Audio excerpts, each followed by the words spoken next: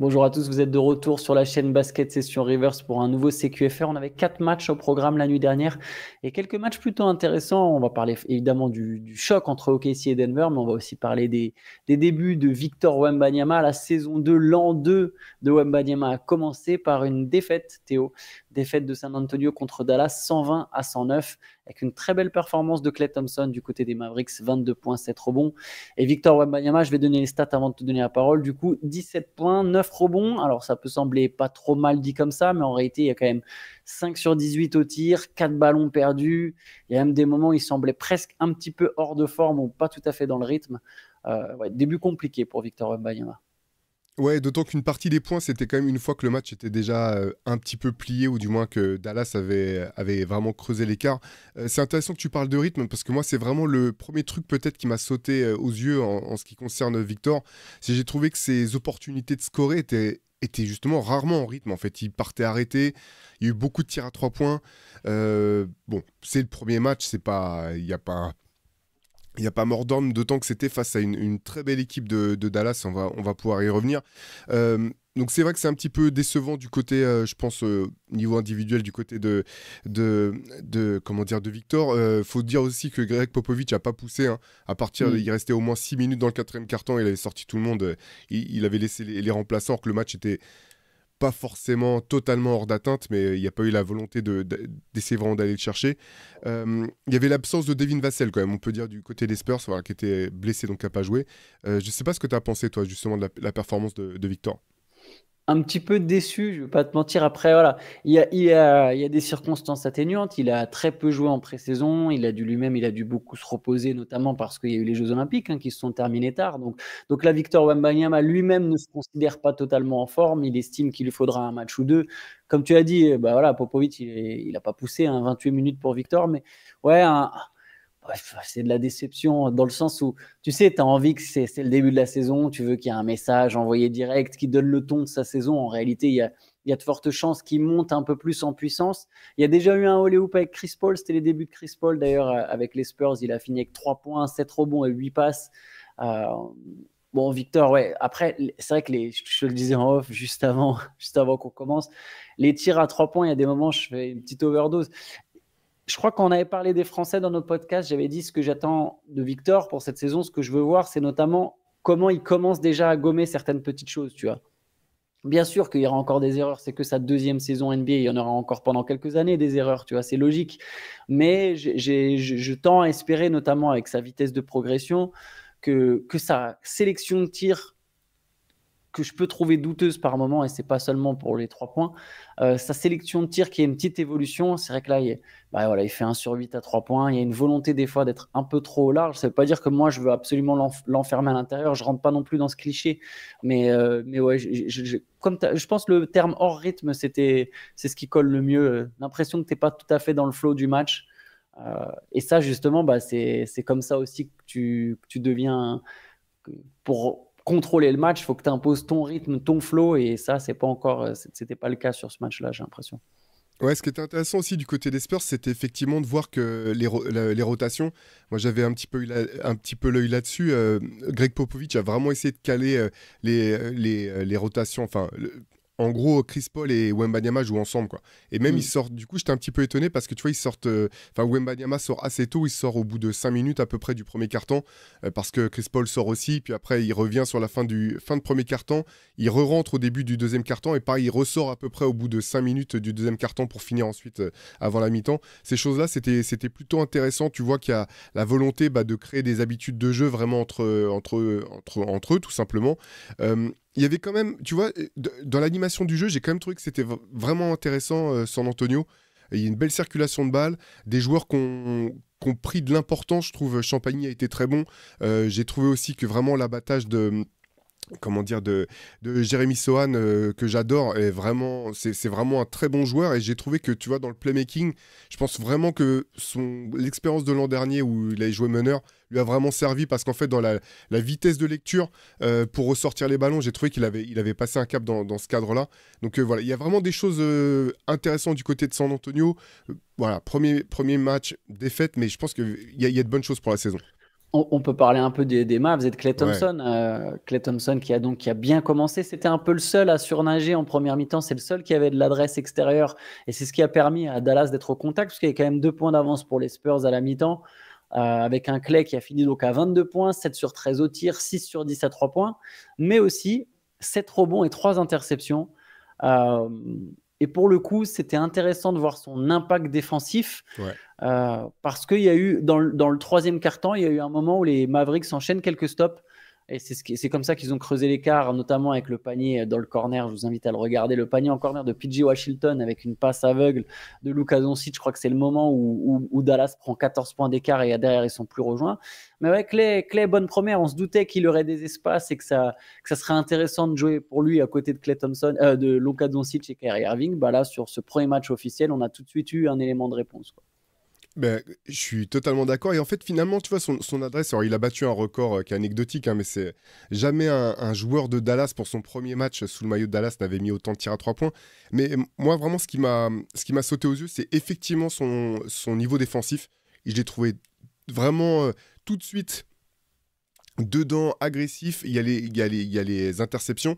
Mais même dans l'animation du jeu, en fait, je trouve que, tu vois, depuis son retour à Golden State, il y a des moments où tu sentais vraiment qu'il cherchait son tir et que parfois il était un petit peu ball stopper à sa manière. Et là, j'ai trouvé qu'il était, au contraire, Plus en il mouvement. contribuait Mm. à la fluidité du jeu de Dallas. Et on parlait des difficultés de Victor. Il faut reconnaître que la défense de Dallas, moi, je l'ai trouvée impressionnante pour ce premier match. Et tu vois, tu parlais de la sélection de tir aussi de Victor. Je pense que là, en fait, il a pris les tirs que Dallas voulait qu'il prenne.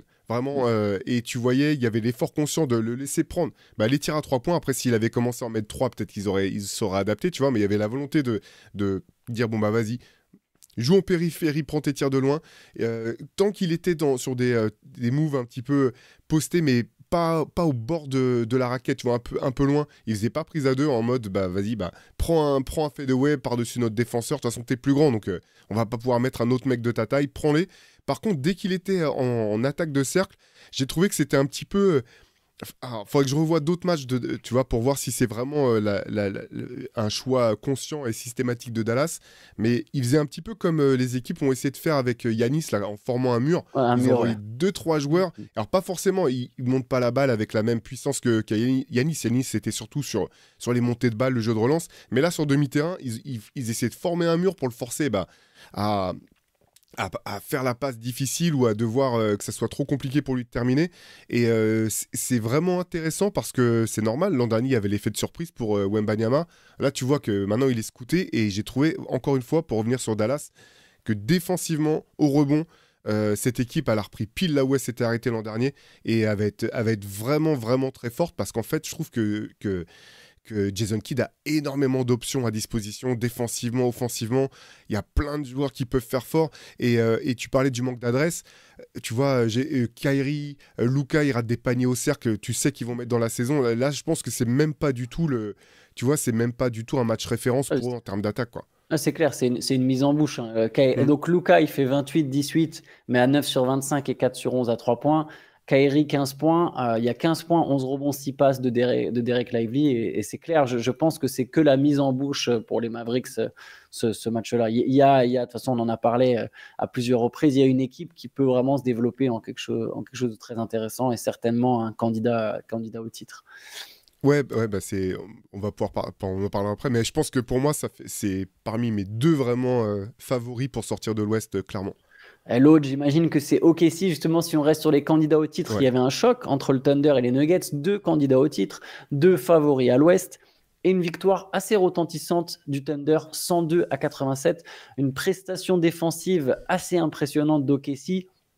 Ce match-là, il y a eu une grosse perf de Chet Holmgren, 25 points, 14 rebonds, 5 passes, 2 interceptions, 4 contres, et 28 points, 7 rebonds, 8 passes, 2 interceptions, 3 contres de Shai Gilgeous-Alexander. C'est le duo qui a fait la différence, mais c'est surtout la défense du Thunder qui a su éteindre l'attaque des Nuggets.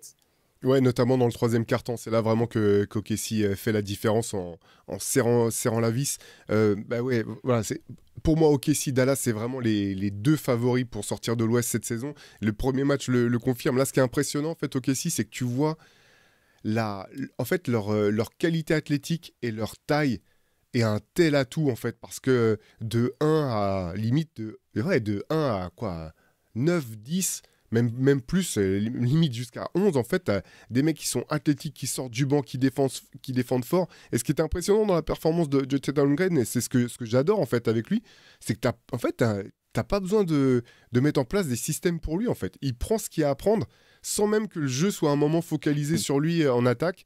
Et j'ai l'impression que c'est un petit peu la même chose pour tous. Tu vois, Jalen Williams termine avec 12 points. Bon, il déchire sur l'adresse 5 sur 16 au tir.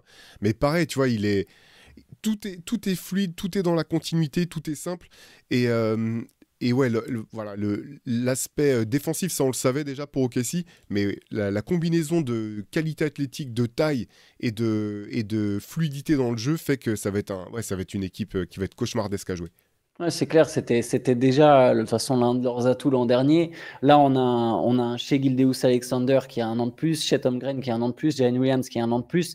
Ils n'ont même pas été adroits de loin, en plus, c'est ça le pire. Alors que Shai Gilgeous-Alexander en a mis 2 des 3 points, il en a pris beaucoup, beaucoup en pré-saison. Donc j'ai l'impression qu'il y a une volonté de son côté de maintenant aussi mettre des 3 points, ajouter cette arme à son jeu. Il y avait des absents du côté d'OKC, Hartenstein, les 2 Williams, donc sans être à pleine puissance, il y a une performance impressionnante. Il y en a un qui a joué Euh, le Williams. pas, c'est le Kesson. Non, il y a Wallace qui a joué. Ah, C'est Jalen Williams, mais il manquait ouais. il y avait ni Jalen ni Kenrich. Oui, c'est ça. D'accord, pardon. Il manquait 2 Williams Pardon, et il oui, manquait effectivement. Hartenstein. Effectivement, 2 sur 3. J'étais sur les 2 sur 2. Autant pour moi. Yes, ouais, ils ont 3 Williams. C'est les Williams et les Wallace, ça, ok. Du côté des Nuggets, on a Jokic qui a fait un triple-double, 16 points, 12 rebonds et 13 passes, mais voilà, il a été obligé il a été obligé de distribuer pas mal. Il y a la volonté de l'empêcher par moment de scorer. Beaucoup de maladresse, mine de rien, à 3 points, et ça va être un élément à surveiller pour les Nuggets. J'y ai repensé avec le recul. Est-ce que cette équipe a vraiment assez de shooting? Une grosse Bah, question, en fait. On s'en rend pas compte, on n'y a pas pensé, mais il n'y a pas beaucoup de shooters aux Nuggets, hein. bah, surtout si Jamal Murray est à ce point à côté de ses pompes, parce que là, effectivement, il passe complètement au travers en termes d'adresse. Ouais, 4 sur 13, 4 sur 13 au tir sur le match. Euh, Ouais, match compliqué. Enfin, ouais, Après, bon, OKC va poser des problèmes à tout le monde, en fait. Donc, c'est Ouais, pas. Tu c'est vois, ça. c'est ça aussi qu'il faut avoir en tête. Mais c'est vrai que c'était pas l'entame de saison dont rêvait Denver, même si j'ai trouvé qu'il y avait quand même des bonnes choses, en fait, notamment toute la première mi-temps. Voilà, ça joue quand même bien. Moi, j'ai beaucoup aimé quand même le rythme qu'apporte Russell Westbrook en sortie de banc. J'ai trouvé que c'était intéressant, en fait. Que ça leur donne cette dimension qu'ils n'ont pas, en fait. Tu vois, vraiment un energizer. Il y a une action qui est assez belle où, je sais plus, il rate son panier. Ok, s'il repart et lui il revient comme un dingue pour mettre un énorme contre sur, je sais plus sur quel joueur, j'allais dire sur Shai, je sais plus si c'est sur Shai, mais voilà, c'est ce genre de choses qui sont intéressantes. Et du côté positif, quand même, énorme match de Christian Brown. De Christian Brown, ouais. Ouais, et honnêtement, tu vois, on se posait la question de savoir si lui et Peyton Watson allaient pouvoir passer un cap. J'étais pas sûr qu'il y avait un énorme cap à passer. Et en fait, pour Christian Brown, faudra voir le reste de la saison, mais sur ce match-là, je pense qu'il a effectivement passé un cap qui est quand même important, c'est celui d'être un starter vraiment. Si c'est ça. Alors là, je redonne les stats quand même. Il termine avec 16 points, 7 rebonds, une passe, 8 sur 15 au tir. Si ça, 2 c'est le type. interceptions, 2 contre. Ouais, exactement, avec son activité habituelle, bah, tu vois, moi je l'ai trouvé qu'il était. Voilà, c'est vraiment un très bon starter. Il est tout le temps en mouvement, son attitude, son énergie sont contagieuses. Donc, ça, c'est le point fort, je pense, enfin, point fort, le point positif pour Denver. Mais par contre, ouais, la question, c'est. Tu Le vois, Michael banc, Porter Jr., j'avais pas vu qu'il prenait 8 rebonds quand même, mais 5 sur 17 au tir, 3 sur 10 à 3 points. Tu parlais de shoot. Si Jamal Murray et Michael Porter Jr. mettent pas dedans, effectivement, la question, elle se pose pour de vrai, quoi. et le banc aussi. Parce que Westbrook, il a amené son activité, mais derrière, c'est le désert. C'est C'est le vrai. désert. Il y a pas beaucoup de joueurs dans cette rotation, en fait. Il n'y a pas beaucoup de joueurs dans cette rotation. Strasser Euh, était plutôt bon, mais enfin, bon, c'est à la marge quand même. Ouais, et puis lui, Mm. tu sais pas s'il va jouer en playoff. Tu sais Ouais. pas, Strother, si c'est un mec que tu Mm. vas jouer en playoff. Ça peut être un mec intéressant de saison régulière, mais ces gars-là, tu sais pas si tu les fais jouer en playoff. Après, Christian Brand, moi aussi, alors j'ai pas vu tout le match, mais le début, je l'ai trouvé très intéressant. D'ailleurs, les Nuggets commencent bien. Ils commencent fort le Ouais. premier quart-temps, et c'est dès qu'il y a justement qu'on rentre dans les rotations que OKC reprend complètement le contrôle. C'est simple, Denver, alors je me souviens pas, menait peut-être de 8 ou 9 points à un moment dans le premier quart-temps qui perdent de 7 points. Donc, tu vois, il y a un renversement total de 15 ou 16 points sur 5 minutes. Sur 5 minutes, et c'est le moment justement où ça commence à sortir les titulaires. Ouais, le shoot et le banc. En fait, sur ce match, c'est pas du tout un constat du match, pardon. C'est pas sur ce match. Ce match, ce qui me donne envie de voir pour les prochaines semaines, c'est de savoir est-ce que OKC est vraiment si fort que ça, ou est-ce que c'est pas un peu inquiétant du côté des Nuggets, ou peut-être les deux. Peut-être que ça peut être que un des deux, peut-être que c'est juste OKC qui est impressionnant. Denver, j'en ai fait mon finaliste NBA. Je mise sur une très grosse campagne de playoff de Nikola Jokic. Mais il y a quand même des éléments. Jamal Murray, ça fait plusieurs mois qu'il est à l'Ouest. Ses playoffs sont dégueulasses. Je sais qu'il y a eu des paniers clutch contre les Lakers, mais pour avoir bien regardé cette série, il est moche dans cette série. Il est mauvais dans cette série. Juste, il marque quand il faut, tu vois. Mais il n'a pas été bon dans cette série. Et il était mauvais au JO. Là, il a l'air hors de rythme. Ça peut être un peu inquiétant. Le banc est inquiétant. Et le manque de shooter, c'est ce que je me suis dit devant le match à un moment, c'est de me dire, en fait, il n'y a pas tant de mecs que ça qui peuvent shooter, tu vois. Mais ça reste une équipe très forte. Donc, c'est des trucs qui vont m'intéresser sur les prochaines semaines, c'est de voir ça. Est-ce qu'il y a un signe inquiétant à Denver ou est-ce que OKC est vraiment si fort que ça? Est-ce que c'est les deux? Je trouve ça intéressant à suivre. Potentiellement les deux, honnêtement. Mais je pense qu'OKC est vraiment très fort. Vraiment. Et tu vois, encore une fois, même là, tu vois, Jalen Williams qui passe à côté au niveau de l'adresse, c'est même pas pareil, c'est même pas le match idéal pour OKC. Et juste, on n'en a pas parlé, mais il y a Ousmane Dieng qui a joué quand même et qui a été bon sur un court temps de jeu, qui termine avec 6 points à 2 sur 4, au tir 2 sur 3 à 3 points. C'est cool, 13 minutes. Yes, on peut enchaîner peut-être avec allez, on va rester sur les Français avec les débuts d'Alex Sarr en NBA. Alors, Washington a perdu contre Boston 102-122. Alex Sarr, c'était le baptême du feu. Il a joué 22 minutes, 2 points, 5 rebonds, 1 passe, 2 contres. Et un peu comme Victor Wembanyama, au final, le seul registre offensif dans lequel on l'a un peu vu, c'est derrière l'arc. Il a souvent dézonné ou pick and pop. Et 0 sur 5 à 3 points. Voilà pour les débuts d'Alex Sarr. Bon, après, c'est jamais facile une première. Et c'est pas cadeau de prendre les Celtics pour ta première, donc ça, c'est vrai. C'était quand même bon. Il a montré de l'activité. Ouais, j'étais pas surpris en voyant que Washington avait perdu. Que Washington avait perdu contre les Celtics. C'était pas vraiment une surprise. Par contre, voilà, c'est un petit peu ce à quoi on s'attendait, quoi. Le jeu à Washington est quand même phagocyté par Jordan Poole et Kyle Kuzma. Donc derrière, qui font des bons matchs à titre purement individuel, mais c'est pas simple non plus de mettre en place des choses pour développer tes joueurs. Voilà quoi, je sais pas quoi tirer de ce premier match d'Alex Sarr. On avait vu même, tu sais, en Summer League, il avait été vraiment dans le dur. En pré-saison, il a montré des choses intéressantes. De toute façon, c'est ça quand t'es un rookie et que t'as le type de profil d'Alex Sarr. Je pense qu'il faut s'attendre à une saison un petit peu en mode montagne russe avec des très beaux moments, puis des moments où soit c'est pas ton square, soit de toute façon, voilà, la balle elle quitte pas la main des deux shooters. Donc voilà. Ouais, non, c'est clair. Il a montré de l'activité, notamment au début. Il a mis un gros contre. Je sais plus sur qui, mais il met un gros contre où il arrive par derrière en deuxième rideau. Bon, après, voilà, il va avoir un registre. Comme tu l'as dit, ça va dépendre un peu des fois des adversaires, de si Poole décide de lâcher la balle ou de jouer pour lui.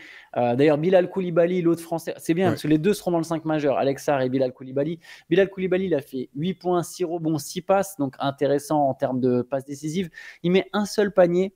Il a provoqué des fautes, mais je l'ai trouvé bon en main. Son panier, c'est intéressant parce qu'il déborde. Je pense que c'est Derrick White qui est sur lui. Il le déborde vraiment en dribble. C'est le registre dans lequel on l'attend. Et ce qu'on a vu un petit peu aussi en pré-saison, c'est tiens, maintenant de battre son vis-à-vis au final en 1 contre 1, le prendre de vitesse. Et c'est le step pour passer un cap, mine de rien, où tu ne deviens pas juste un joueur qui défend et qui peut mettre des 3 points ou qui est fort en transition. Tu deviens un mec qui crée quelque chose balle en main. Et là, Bilal Koulibaly, c'est intéressant dans ce registre. Mais pareil, j'espère qu'il aura fait plus d'occasions de se montrer. Il a pris 2 tirs. 2 tirs. Après, il provoque des fautes, mais il n'y a pas beaucoup de possessions qui vont vers lui, quoi. Ouais, voilà. Donc, de toute façon... Oui, de toute façon, on sait, voilà. Washington, ils sont en train de se reconstruire. On en avait parlé. Je vois pas comment... Enfin, je serais très étonné que Poole et Kuzma terminent la saison avec le maillot de enfin que les deux terminent avec le maillot de DC sur le dos. J'espère vraiment qu'ils vont quand même, que quitte à repartir, qu'ils vont vraiment se mettre en mode développement de nos jeunes talents. Nous, c'est ce qu'on a envie de voir pour nos Français, effectivement. Et tu as raison sur Bilal, il faut qu'il puisse se développer dans ses qualités de jeu avec la balle en main et pas être simplement un finisseur ou un mec qui va ramasser les miettes, entre guillemets, de ce que lui laisseront les autres. Donc j'espère que ça va s'orienter vers ça. Du côté des Celtics, juste pour donner les stats, 27 points et 8 rebonds de Jalen Brown, 25 points, 11 rebonds, 6 passes de Jason Tatum, qui a eu moins d'adresses à 3 points, 3 sur 11, mais pareil, dès le début, il était plutôt... D'ailleurs, il en met un sur Alex Sarr à 3 points, mais il était plutôt bon. Enfin voilà, il y a un Tatum et les Celtics qui commencent déjà fort, 15 points de Peyton Pritchard en sortie de banc. Pardon, juste tu parles du panier qu'il met sur Alex Sarr, parce que j'ai vu que ça tournait. En fait, moi je trouve qu'il défend plutôt bien sur l'action Alex Sarr, en fait. Il reste dessus. Oui, il reste dessus, il conteste, il est pas complètement, tu vois, il se fait pas... Voilà, c'est Jason Tatum, il te fait danser, c'est vrai de n'importe quel défenseur. J'ai trouvé que pour son gabarit, sa taille, c'était plutôt à l'avantage de... La vidéo était plutôt à l'avantage d'Alex Sarr que l'inverse. Non, clairement. Après, la vidéo, elle tourne parce que c'est un rookie qui l'a mis sur lui. Et que ça, je dis, quand il met sur lui, c'est qu'il met le 3 points. Mais tu as raison. Et d'ailleurs, il faut bien comprendre que si le tir, il est contesté, en fait, c'est que tu as bien défendu. Tu as fait ton job. Ouais. Tu as fait ton job. Et ça me rappelle, ta petite parenthèse, Rudy Gobert, il a contesté le tir de Luka Doncic en playoff. Tout le monde oublie ça. Les gens ne se rendent pas compte. En fait, c'est pas parce que tu as glissé ou je sais même pas, c'est pas glissé, que tu t'es été mis, je sais plus comment on appelle, je sais même pas comment on pourrait traduire ça en français, mais tu sais, voilà, tu te retrouves un peu en edge sur 2-3 moves, mais si en fait tu arrives à rester, le gars il t'a pas passé, donc si tu viens contester le tir, c'est que tu as bien défendu, juste que l'attaquant est meilleur. Voilà. Si c'est Doncic ou Tatum qui tirent, bah ouais, c'est des mecs qui savent mettre ce genre de tir après 3-4 dribbles. Mais c'était clairement pas une mauvaise défense. Allez, le dernier match de la soirée, justement, on parlait de Rudy Gobert. Bah tiens, les Timberwolves se sont repris en battant les Kings. Ils ont lutté, ils ont été menés dans le quatrième quart-temps, mais ils ont réussi un comeback sur la fin pour battre les Kings 117-115 avec une grosse perf offensive du duo Randle-Edwards. 32 points pour Edwards, et c'est lui notamment qui met les 2 lancers pour la gagne à 2 secondes de la fin, et 33 points pour Julius Randle. Ouais, bah intéressant de voir... Parce que c'est vrai que Julius Randle, ça faisait longtemps au bout du compte qu'on ne l'avait pas vraiment vu jouer. Il a fini la saison blessé avec New York. On attendait de voir un petit peu comment allait prendre la greffe du côté des Wolves. Je ne sais pas si on peut s'attendre, notamment l'adresse, il était énorme, 13 sur 17 au tir pour Julius Randle. À 3 points. Ouais. Donc je ne sais pas si on peut s'attendre à ce rendement soir après soir. Par contre, je pense que c'est vraiment le rôle qu'on s'attendait à le voir jouer dans cette équipe des Wolves. Quoi. Deuxième option offensive, pouvoir écarter un petit peu le jeu avec un jeu qui est plus traditionnel finalement que quand tu avais Kat à sa place. Donc ouais, intéressant face aux Kings qui seront une équipe ambitieuse. Je sais pas à quel point, mais c'est pas honteux non plus d'avoir été dans la difficulté et que c'était serré pour battre Sacramento. Et même je trouve que c'est quand même plutôt la preuve que cette équipe a appris de son passage, de son très beau parcours l'an dernier, et que dans des matchs serrés, ils savent comment gérer ce type de situation. Yes, il y a 19 points, 13 rebonds de Nasrid aussi. Et je suis d'accord avec ce que tu as dit, et je suis quand même pas méga rassuré pour les Timberwolves sur ce début de saison. Mais bon, c'est que le début de saison. Il y a eu 2 matchs. Mais c'est plus sur l'atmosphère qui règne. C'est bizarre. Il y a une espèce de... Je sais pas. Il y a un truc bizarre. J'arrive pas à mettre le doigt dessus. Pareil, ça fait partie des choses à surveiller parce qu'on va pas tirer un constat sur 2 matchs. Mais il y a un petit truc sur vraiment l'état d'esprit, un peu comment ça se passe. Edwards prend beaucoup de tirs. Jaden McDaniel, c'est... Voilà, je pense que c'est ce qui résume le mieux. Alors que c'est un joueur dont les Timberwolves vont attendre une progression. Là. Il n'a pas mis un 3 points encore sur les 2 premiers matchs. Et là, en fait là, je reviens maintenant sur des joueurs, mais moi, c'est vraiment l'espèce d'atmosphère globale, ce qui se dégage des langages corporels. Après, tu as raison. Par contre, ils sont allés chercher une victoire contre une équipe qui est une bonne équipe. C'est à l'extérieur. Ils ont su se ressaisir direct. Dans le quatrième quart-temps, ils font la diff. Donc, c'est une bonne victoire. Mais voilà, il y a un truc avec ce groupe où je grince un peu des dents sur les Timberwolves. Ouais, et puis moi, c'est plus aussi sur les rotations. Finalement, ils ont joué, il y a 9 joueurs qui ont joué, dont Joe Ingles qui a joué que 5 minutes. C'est court aussi comme rotation pour un début de saison, en fait. Et... C'est la seule équipe qui a déjà une rotation aussi serrée sur les premiers matchs. Ouais. Sacramento, par contre, c'était... Bon, ils doivent être déçus forcément de ne pas avoir pris ce match-là. J'ai trouvé que globalement, les joueurs majeurs de l'équipe avaient répondu présent quand même. Je ne sais pas ce que tu as pensé, toi, la Yes. performance des Kings. Yes, 26 points de DeRozan, 24 points, 8 rebonds de Sabonis, 23 points de Keegan Murray qui est pas passé loin de Denis Lagagne, hein. Il prend un Ouais. tir alors, il a un tir à 3 points qui est ouvert, mais un peu difficile. S'il y a le défenseur qui revient, il est obligé de changer presque son tir en l'air et au final, ça passe pas loin de Lagagne. Mais oui, tu sens que on retrouve une équipe offensive qui va avoir beaucoup de talent dans son 5 majeur. Ça va pas être une équipe. C'est une équipe qui va prendre des points, mais il y a des soirs où ça va être impossible de les arrêter, quoi. Je pense que eux, même si tu mènes de 18 points, c'est pas très safe en fait. Ils peuvent prendre feu. Tu as des Malik Monk, des Demar DeRozan, tu as des joueurs clutch.